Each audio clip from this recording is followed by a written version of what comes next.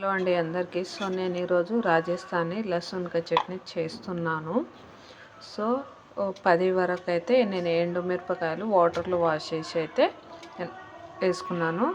So లహసన్కి వెల్లుల్లి అండి, అది మొత్తం ఒక గడ్డ ఉంటుంది కదా, సో ఆ వెల్లుల్లి అయితే వేసుకున్నాను. కొంచెం ఏంటంటే చింతపండు అండి, ఎందుకంటే ఎండుమిరపకాయలు కొన్ని ఘాటు ఉంటాయి కాబట్టి, సో కారానికి కవర్ చేయగలుగుతుంది కాబట్టి నేను చింతపండు అయితే యాడ్ చేసుకుంటాను. సో అది మీ ఆప్షనల్. సో వేసుకుంటే వేసుకోవచ్చు చింతపండు, లేకపోతే లేదు. సో తగినంతగా జీరా, సో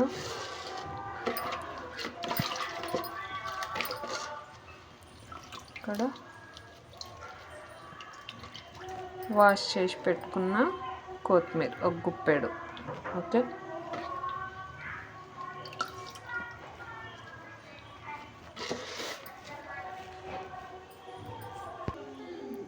సో రుచికి తగ్గట్టు సాల్ట్. ఓకే,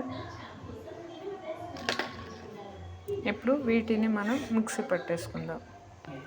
ఇందులోకి కొద్దిగంత వాటర్ యాడ్ చేసుకొని మిక్సీ పట్టేసుకుందాం. సో చట్నీ అయితే ప్రిపేర్ అయిందండి, మిక్సీ పట్టేసుకున్నాను. ఇప్పుడు అయితే పోపు వేసుకుందాం. సో నేను పోపుకి అయితే జీలకర్ర, ఆవాలు, ఎండుమిర్చి అయితే పోపు వేసుకున్నాను. కొద్దిగంత ఇంగువ వేసుకుంటున్నా. సో ఇప్పుడు మనం వేసుకున్న రాజస్థానీ అల్లం చట్నీ అయితే మనం పోపులోకి ట్రాన్స్ఫర్ చేసుకుందాం. పైనుంచి ఉల్లిపాయ కూడా వేసుకోవచ్చు, అది మీ ఇష్టం. టేస్ట్ కూడా బాగుంటుంది. ఈ చట్నీ ఏంటంటే ఫీవర్ వచ్చినప్పుడల్లా, సో మనకేం తినబుద్ధి కానప్పుడు ఇలా చేసుకొని రొట్టె లేదా చపాతీ లేదా వేడివేడి రైస్లోకి వేసుకొని తినొచ్చు. చాలా బాగుంటుంది, సూపర్ టేస్ట్. సో పైనుంచి పచ్చి ఉల్లిపాయ కూడా వేసుకొని తినొచ్చు, అది మీ ఇష్టం. నేనైతే వేసుకొని తింటాను.